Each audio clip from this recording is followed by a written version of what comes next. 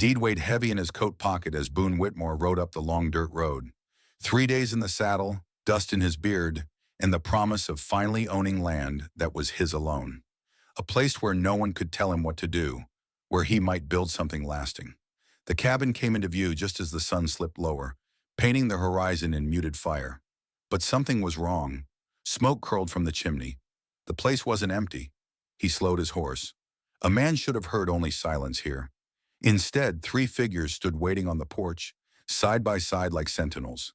They were women, tall, broad-shouldered, strong as if carved from oak. Their dresses were plain gray, but on them, simple cloth became armor. Arms folded, eyes sharp. They didn't flinch at the sight of him. Boone dismounted, boots sinking into the dust. His fingers brushed the deed in his pocket, a reminder that this ground belonged to him now. "Evening," he said, his voice steady though his gut twisted. The tallest woman stepped forward, her shadow stretching across the yard. She looked him over with calm authority, not curious, not nervous, as if she already knew who he was. "You must be Boone Whitmore." Hearing his name from her mouth sent a cold line down his back. He hadn't told anyone when he'd arrive. The seller had promised the sale was private. He squared his shoulders. "This is my property. I have the papers." The woman's lips curved into something between a smile and a challenge. "We've been expecting you." The other 2 stepped forward then, one with dark eyes that seemed to weigh his soul, the other with freckles scattered across her strong shoulders. They moved not like intruders, but like women who had claimed this soil long before his money changed hands. "You've been living here?" Boone asked, his voice firmer now. "For years," said the freckled one. Her tone wasn't defiant, just certain. "Working it, building it, keeping it alive." Boone's hand brushed the butt of his rifle before he caught himself. He wasn't about to draw on 3 women, no matter how unsettling they looked standing in his doorway. The leader, tall, calm, unshaken, took another step closer. She smelled faintly of wood smoke and lavender soap, a scent that cut through the dust. "The man who sold you this land," she said, "left us with promises. Promises he couldn't keep. Promises that now belong to you." Boone felt the bottom drop out of his stomach. He thought of Marcus Vance. Eager handshake, fast talk. The price too low for land this fertile.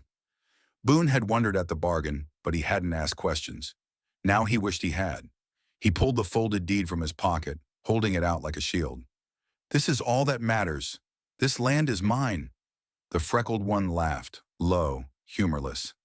"Out here, paper means nothing without the people who work it." The 3 of them stood like a wall across the porch, and Boone felt the isolation of the plains pressing in. No sheriff, no court. Just him, his deed, and these women who looked at him as though they already knew his choices would decide more than land. Silence stretched, heavy as a storm cloud. Then the leader spoke again, her voice softer but sharper for it. "Welcome home, Boone Whitmore. Let's see if you're the man we've been waiting for." The sun dropped lower, and the shadows swallowed the yard. Boone didn't move at first. The heat pressed against him, the deed heavy in his hand, and the 3 women on the porch staring as if he were no more than dust in the wind. The tallest, broad through the chest, arms knotted with muscle, tilted her head. "Papers won't change the ground you stand on," she said, voice low and certain. Boone swallowed the dryness in his throat. "I paid for this land." His voice tried to sound firm, but it rang thin against the wall of silence that followed. The second woman, darker gaze fixed like an arrow, stepped forward. The porch creaked beneath her weight, but she moved with the grace of someone who carried strength easily. "And what did he tell you?" Boone hesitated. He remembered Marcus Vance's smile, the quick handshake, the rush to close the deal before anyone else could steal the opportunity. "A fair price for fertile ground," he had said. Too fair, now that Boone thought on it. "That it was empty," Boone answered. The women exchanged a glance, a flicker of amusement without humor. The freckled one, her shoulders thick as timbers, her eyes green under the sun, laughed once, sharp. "Empty? We've bled on this land, built pens, dug ditches, raised stock." "Empty," he said. Boone shifted uneasily. The truth settled like grit on his tongue. Marcus had lied. The tall one came closer, stepping down from the porch. She stood nearly eye to eye with him, though she was a woman, her height and frame towering, her shadow falling across his boots. Marcus owed us, she said. He made promises, a partnership. Then he ran. The second added, he said the next man to own this land would honor the bargain. Boone's fingers tightened on the deed. That's not law. A man can't bind another like that. The freckled woman moved to his right side, flanking him as if by instinct. Law? She smiled, but it was not kind. How far is the nearest sheriff? 2 days? 3? Law doesn't ride this far. Boone's pulse quickened. He felt the trap close. Not with guns, not with ropes, but with certainty. They weren't bluffing. They had something written, something Marcus had signed. He could see it in their confidence, in the way they didn't fear his deed. Still, he set his jaw. This paper, he said, lifting it slightly, is mine. The land is mine. The leader's eyes locked onto his, calm but unyielding. Then you'll need to prove you're not another Marcus. The words hung heavy, thick as storm clouds. Boone felt sweat trace his spine. He had come for solitude, for a chance to build in peace. Instead, he stood surrounded, weighed and tested by 3 women who looked as though the earth itself had made them its guardians. Silence stretched. Then, with deliberate calm, the tall one gestured to the door of the farmhouse. Come inside, Boone Whitmore. See what he left you. Boone hesitated, glancing once at his horse, at the empty plain stretching forever. Running wasn't an option. Neither was fighting. His choice was simple and impossible. Step forward or give up the dream he'd paid everything for. He breathed once, deep. Then he moved toward the door. The women followed. The cabin smelled of smoke and earth. Shadows clung to the corners, broken only by the flicker of a single lantern on the table. Boone stepped inside, the floorboards groaning under his boots. Behind him, the 3 women entered one by one, filling the small room with their sheer presence. The leader closed the door, and with it the last sliver of daylight vanished. The sound of the latch sliding home echoed like a verdict. On the table lay a folded sheet of paper. Not the deed in Boone's pocket. This was older, edges softened, ink pressed deep into the fibers. The freckled one laid her hand on it. Her fingers, thick and strong, covered nearly half the page. Marcus signed this, she said simply. Boone's jaw tightened. He stepped closer, but the second woman shifted, her arm brushing his shoulder as if to remind him whose house he had entered. He forced himself not to move back. The paper wasn't just words. It bore a seal, faint but real, a partnership contract, clauses written in careful hand, farming, profits, support, and there near the bottom, language vague enough to twist, companionship, obligations transferred to any future owner. Boone stared, his throat dry. This is madness. No court would... The tall one cut him off, her voice low. There is no court. The words settled heavier than the paper itself.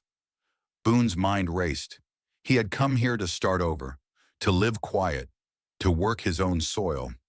Instead, he stood in a house claimed by 3 women who had been lied to, used, and left behind. And now they looked at him as if he were the final link in a chain he had never agreed to wear. He folded his arms, steadying himself. I'm not Marcus Vance. For the first time, the leader's gaze softened, just slightly. Prove it. The freckled one leaned closer, green eyes catching the lantern flame. Stay. Work with us. See the land. See what we built. Her voice wasn't a threat. It was something more dangerous. An invitation. Boone felt his chest tighten. The air in the room was thick, heavy with unspoken terms. He thought of the empty plains outside, of the miles between here and the nearest lawman, of the money he had poured into this deed that now felt like a scrap of paper in a game much larger than him. The second woman stepped past him, taking the lantern from the table. Come, she said. You should see the fields. Boone hesitated, his boots rooted to the floor, his instincts screaming to turn back. Yet his heart beat with something else, a pull he couldn't name. Slowly he followed them back into the night. Night gathered slow like a tarp pulled over the sky. The second woman carried the lantern. Its light slid across the yard and reached the fields like a small sun on a long chain. Boone followed, boots cutting new lines beside the deep old ones. The land was not empty. It breathed. Rows ran straight as rifle barrels. Stakes marked distances by a careful hand.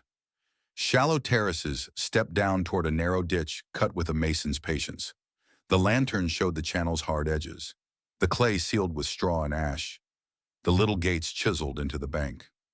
"Springs up the slope," the lantern bearer said. Her voice had the quiet of someone who solved problems more than spoke of them. She opened a wooden slide with 2 fingers.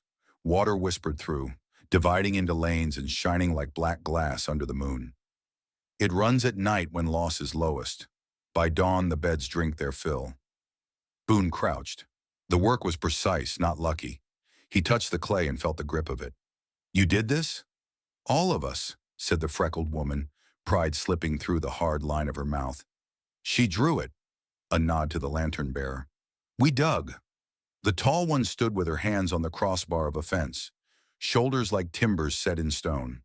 Behind her the cattle moved, calm and heavy. Pens were mended, rails pegged clean, hinges oiled. Nothing sagged. Nothing begged for rescue. They walked the perimeter in slow circles. Grain pushed up in ordered squares. A chicken house sat high and dry. A cistern ringed with flat fieldstone kept the wind off the water. In a lean-to, tools were hung by size, heads oiled, handles burnished by use.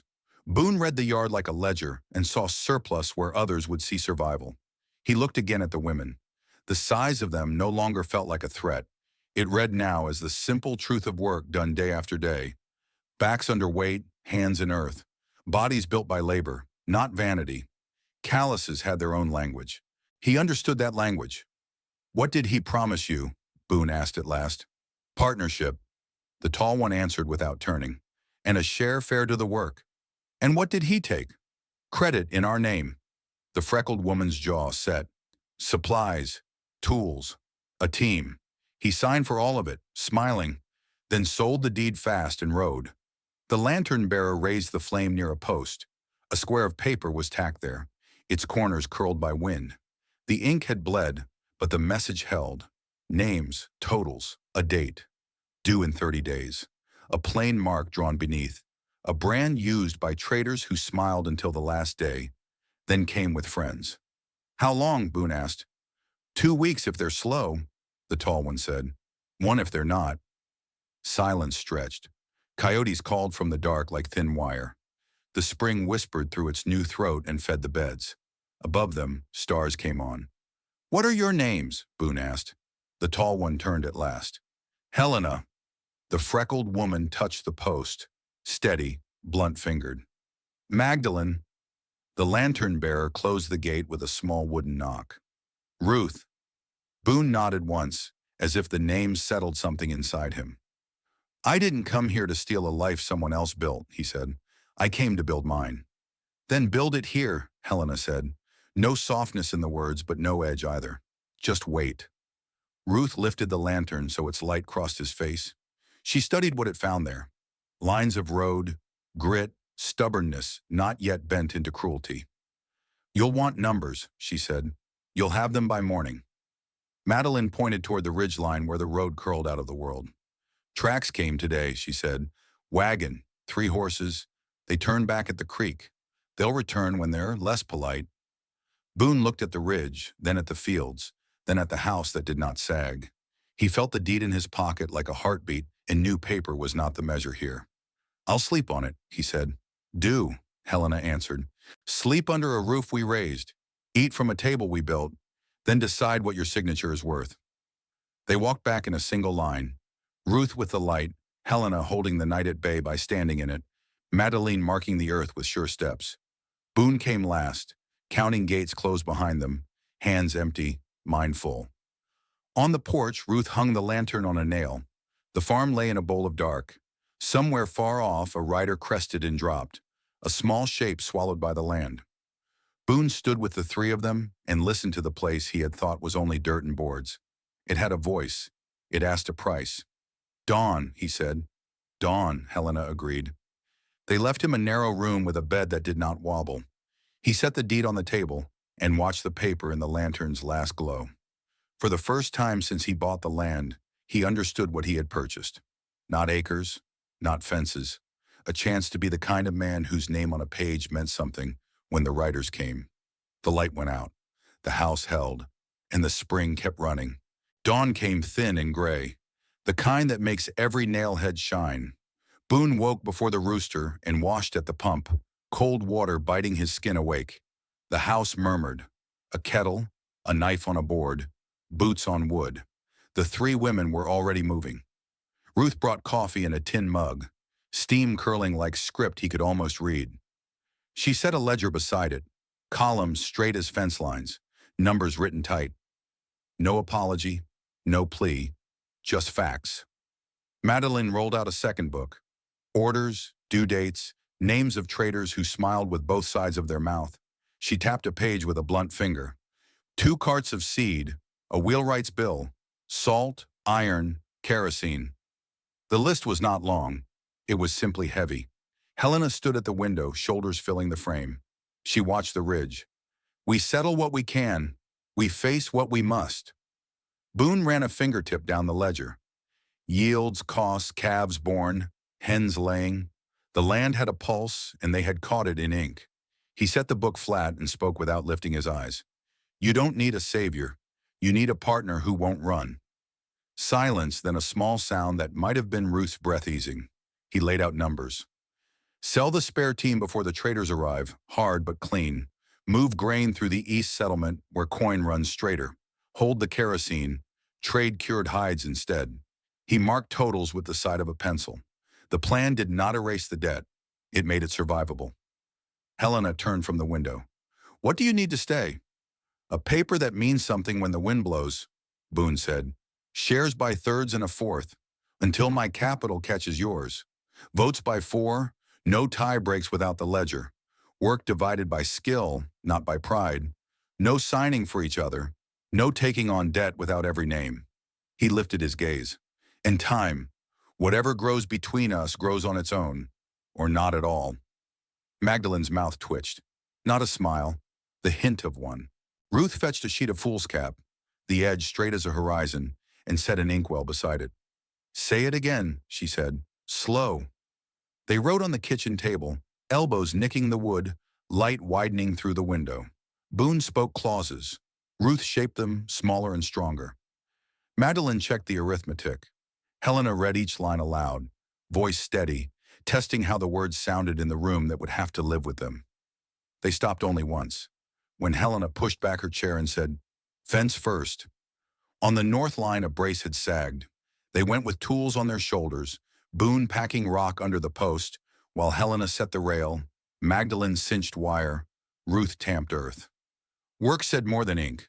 They finished before the sun cleared the ridge and walked back in step, wire singing faint behind them. At the table again, the paper felt heavier than it should. 4 names would do that. They signed one by one. Helena's hand was sure. Magdalene's pressed a little too hard. Ruth's letters were neat and small. Boone wrote last. He did not hurry. His name looked plain beside theirs. He liked that. Helena dusted the ink with sand. Ruth folded the copy and slid it into a tin to keep dry. Madeline tied the ledger with string. Ordinary acts, as solemn as any oath. They sat in the quiet that comes after a thing is decided. A hawk called. Wheels rasped on rock. Helena went still, head turned toward the ridge. Ruth raised her eyes to the window. Madeline's hand found the coil of rope by the door. Boone stood and felt the new weight of the paper in his pocket and the old weight of iron on his hip. On the far rise, 3 specks pulled into shape. Horse, rider, dust. Not many. Enough. No shouting, Helena said. No running. She rose, every inch of her, a line drawn true.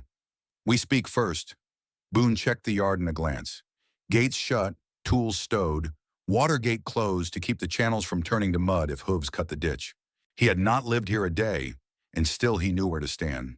Beside them, but a half step forward when needed.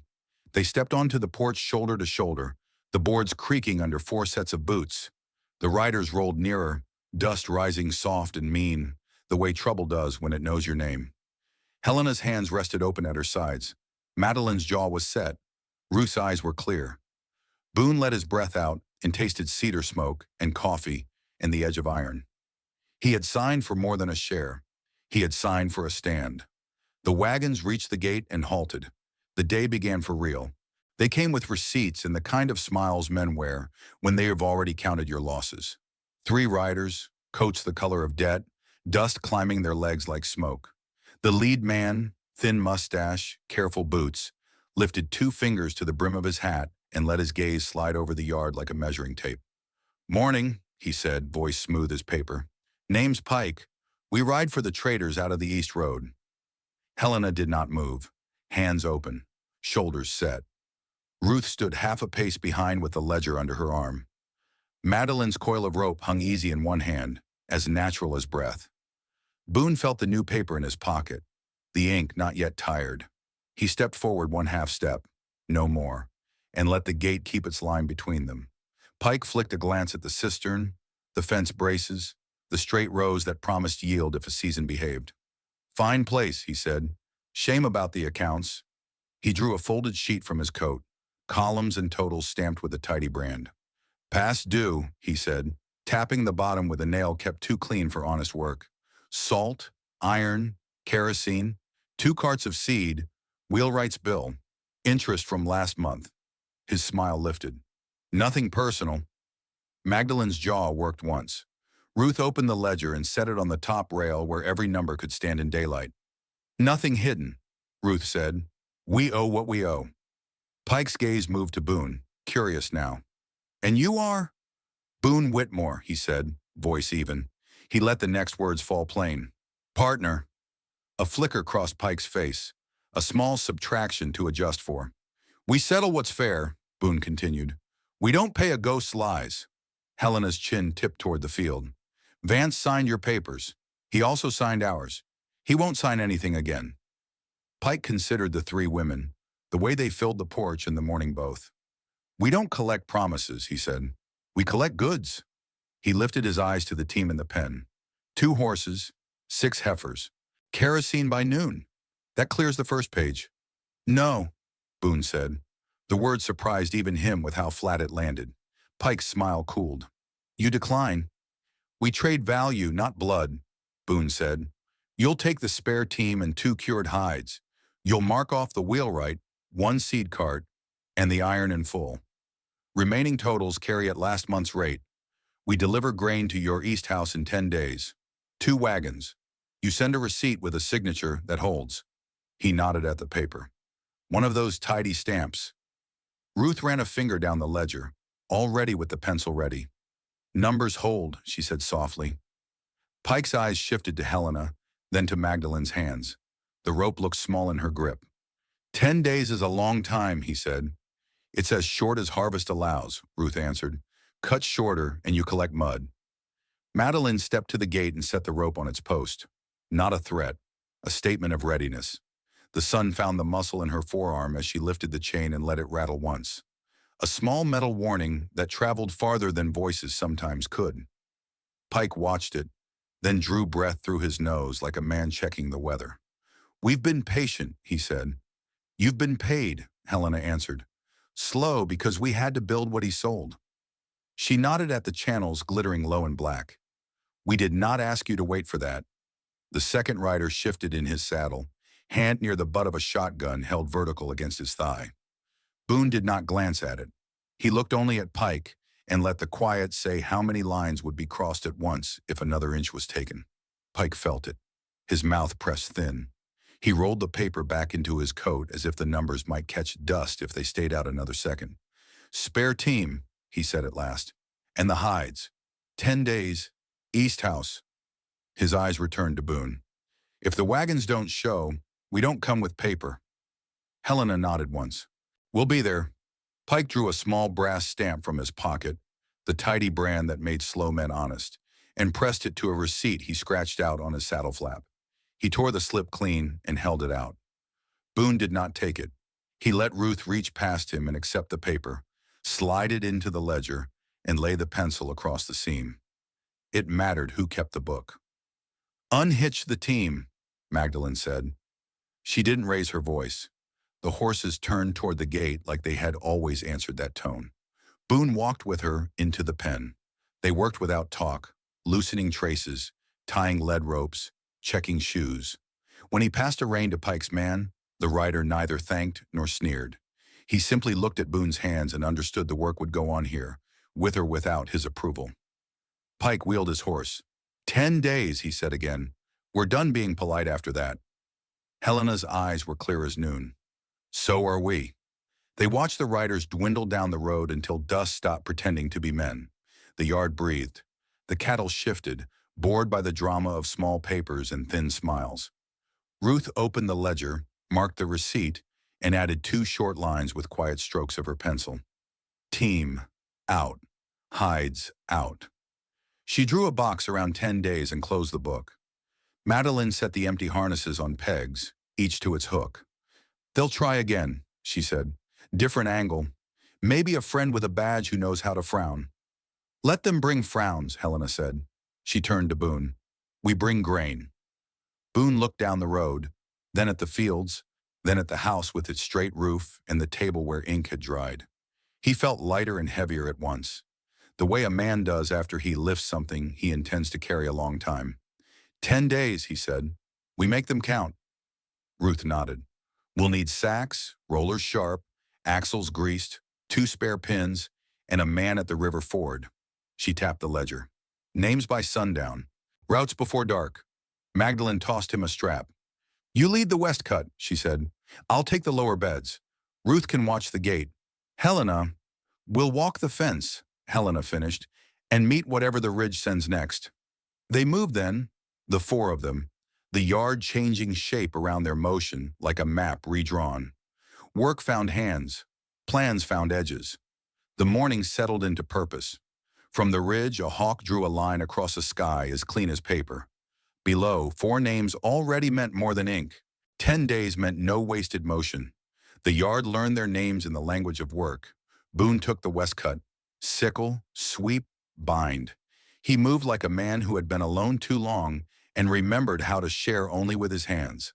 Helena walked the fence, lifting rails as if they were lines on a page, tapping posts with a mallet, listening for hollow. Magdalene drove rhythm into the crews, 2 hired hands from a neighbor's line paid in grain and noon stew, her voice steady, her pace law. Ruth owned the gate and the books, chalking tallies on a slate by the door, counting sacks, counting breaths, counting the miles a wagon could carry before an axle dreamed of breaking. They sharpened rollers, oiled hubs, cut strips of rawhide for spare lashings. Sacks were checked for rot and mended with neat crosses. Harness soap warmed on the stove. By sundown the first day, the yard looked like a plan you could walk through. At night, they ate little and spoke less. Coffee dark as fence tar, bread and onions, a sliver of salt pork saved for the men working the lower rows. Boone watched the quiet flow among the 3, how Helena's glance landed like a hand on a shoulder from across the room, how Magdalene's laugh, rare and sudden, took weight out of the air, how Ruth's fingers made paper behave. He didn't try to join it. He learned its tempo. On the 3rd night, the ridge sent a whisper, a horse where no horse should be, a shadow without a rider's patience. Helena's head lifted before the hoofbeats announced themselves. She stood without sound. Madeline's hand found the rope coil. Ruth snuffed 2 lamps and left one alive, low. They waited. The stranger didn't come to the porch or the pens. He went to the ditch. Boone heard the small scrape of iron on clay and was already moving. He was at the water gate before the 2nd cut. The tool flashed once, mean and quick. Boone dropped to his knees in mud and caught the slide with his forearm, braced it with his shoulder, and took the 3rd strike on bone instead of wood. Pain went high and white. The blade skittered. A boot slipped. A man cursed, too close and not sure. Madeline hit him first. No cruelty, just certainty. 1 pull, 1 turn. The rope answered and hands were behind his back. Helena stepped between his panic and the night. Ruth brought the lantern near, but not close enough to give him courage. They saw only what they needed, a face from no town they knew, a coat too clean for a real rancher, a badge nowhere. Boone kept the slide tight until the current settled and the clay could take weight again. He reset the wooden pin with numb fingers and breathed air that smelled like iron and river. Ruth's lamp found the scrape on his arm. She tied it with a strip torn from her own hem, hands quick and tender, eyes unreadable. Madeline did the questions with the rope doing the listening. Who sent you? How many? When back? The answers were what they already knew. Someone had promised an easier payment if the yard flooded and the beds turned to ruin. 3 riders tonight, watching to see if the cut took. More if it worked. Helena made the choice, simple and clean. No message with fists, no court to pretend at. She walked the man to the ridge with the other 2 as silent flanks and left him there facing the long, dark back to whomever owned him. He would have to explain why one small farm in a wide country had held against a neat idea. Boone stayed with the ditch. He tamped clay with the heel of his hand until Ruth's lantern went soft gold on the ripples and the water ran true again. When they returned, Helena stood by the bank and looked long at his arm. You kept the gate, she said. He shrugged like it was nothing, because a man shouldn't price his own deed out loud. Ruth's mouth tightened at the blood seeping through the fresh knot in the cloth. Her fingers checked the knot. Not his face. Madeline grunted approval the way good hands do when a post holds. They slept in turns that night, one pair inside, one on the porch. Boots on, coats near. Coyotes sang but kept their distance. The stranger did not return, and neither did his courage. Morning found them as they had left, already in motion. Boone's arms stiffened but did not fail. He worked one-handed when he had to, and 2 when he forgot. Ruth marked off the sacks, chalk dust on her knuckles. Madeline taught the young team to pull straight under weight, her voice a metronome the horses trusted. Helena walked the north line until noon, and then the south until evening, eyes on the horizon, ears on the ground. By the 7th day, grain stood in sacks along the porch like soldiers waiting out a storm. Wheels were greased. A spare pin kissed the inside of Boone's vest pocket. A second lay in Ruth's. Madeline stacked the hides due to Pike's stamp with a kind of defiance that didn't need a voice. Helena tested the gate chain and the harness buckles again, though they had no more doubt left in them. There were small kindnesses no one mentioned. A cup of water set where a hand would find it without breaking pace. A strip of cloth tied around the hammer haft to keep a blister from splitting. Boone fixed the sag in a kitchen chair without a word. Ruth's pencil drew a tiny check on the ledger's back page that meant saw it. Madeline left a heel of bread beside Boone's bed after midnight. He woke before dawn, and it was there. And he didn't ask who, because the answer would embarrass both of them. Helena dragged a branch along the ridge trail to blur the sign after the stranger's retreat, then came back with dust on her hem and nothing to say. 10 days were a count, and the count was a promise. On the 9th night, the sky went clear as polished tin. Boone stood by the wagons and checked tongues, chains, lashings, then checked them twice. Ruth folded the receipts pouch and slid it into the ledger like a blade into a sheath. Madeline slept in her boots. Helena leaned on the porch post and watched the road, neither afraid nor brave, simply ready. The farm held its breath, then let it out slow. Tomorrow the east road, and the stamp that made men polite, for a while. The farm breathed easier with the stamped receipts nailed where morning light could touch them. But ease is a short guest on the frontier. 3 nights after the wagons returned, dust rose on the western trail. Not one rider, several. 6, maybe more. Shadows stretched long under a sinking sun. They didn't ride fast, but they didn't wander either. A line of intent heading straight for the farm. Boone saw them first, sitting on the fence post with his rifle across his knees. Helena joined him, arms crossed, her height casting half the rail in shadow. She didn't ask how many. She didn't need to. Her eyes told her the count. Madeline came from the barn, rope still looped around her shoulder, jaw tight. Ruth closed the ledger before she finished the column, sliding it into its shelf with quiet hands. None of them hurried. Hurry belongs to panic, and panic breaks before steel does.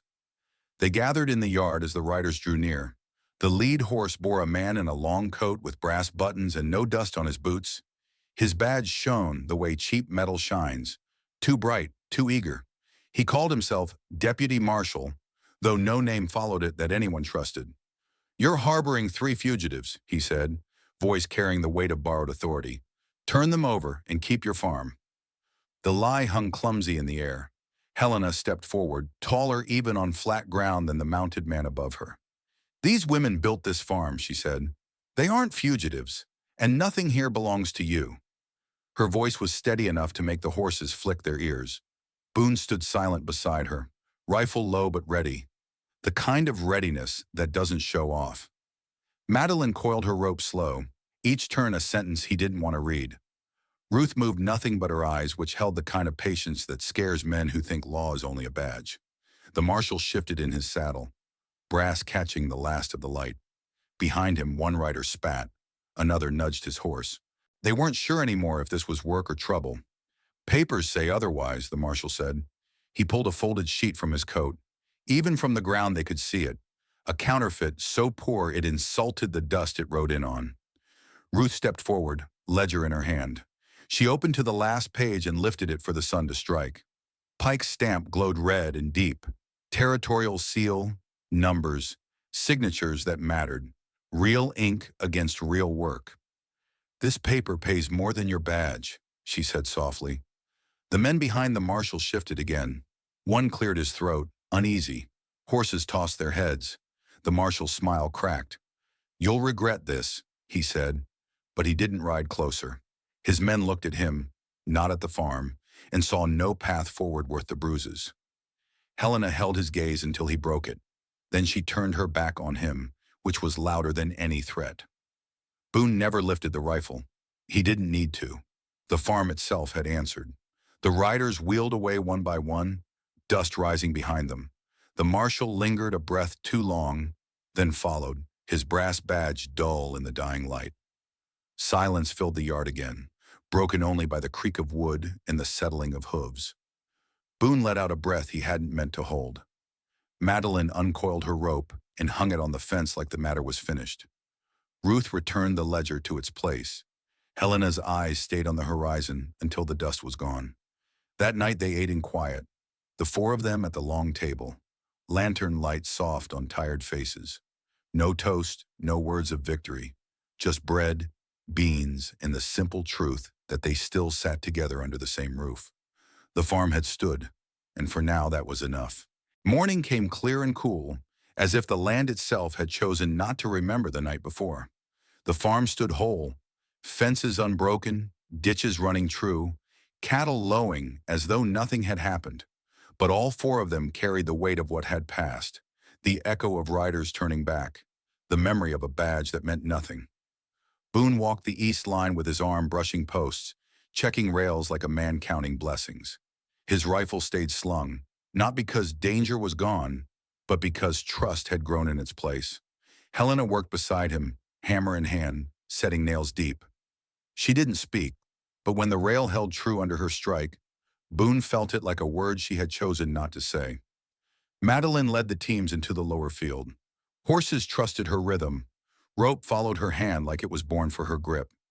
She sang once, low, a tune without words that rose from her chest like a plow breaking ground. The sound carried to the house and lingered on the air long after she fell silent. Ruth sat on the porch with the ledger open across her lap. She ran her pencil down the columns, checking sums, adding the weight of grain to the weight of coin, marking off the debts that no longer existed. She paused once, touching the red stamp with her thumb, then closed the book and held it against her chest. At dusk, they gathered at the long table. Bread, beans, coffee. No feast, just food shared by hands that had earned it. Boone sat across from the sisters and watched the lamplight settle on their faces. Helena's eyes still searching the horizon, even indoors, Madeline's shoulders square even at rest, Ruth's quiet strength in every small movement. For years he had chased solitude, believing silence was the only cure for loss. Now the silence was different, shared, alive, full. The loneliness that once pressed him into the dirt was gone. In its place stood three women who had chosen to stay, and a man who had learned that belonging was a harder, richer task than being alone. No vows were spoken, no papers drawn, but as the lantern hissed and the night pressed close, the truth was plain. This farm was theirs, all four, not by law, not by threat, but by choice. The frontier would test them again. Riders might return, storms might tear fences, Markets might turn cruel, but they would meet it together. And that, Boone knew, was stronger than any badge or paper. He lifted his coffee, rough hand steady. Helena nodded once. Madeline let out a soft laugh. Ruth's eyes warmed like a fire catching. It was enough. The farm would stand.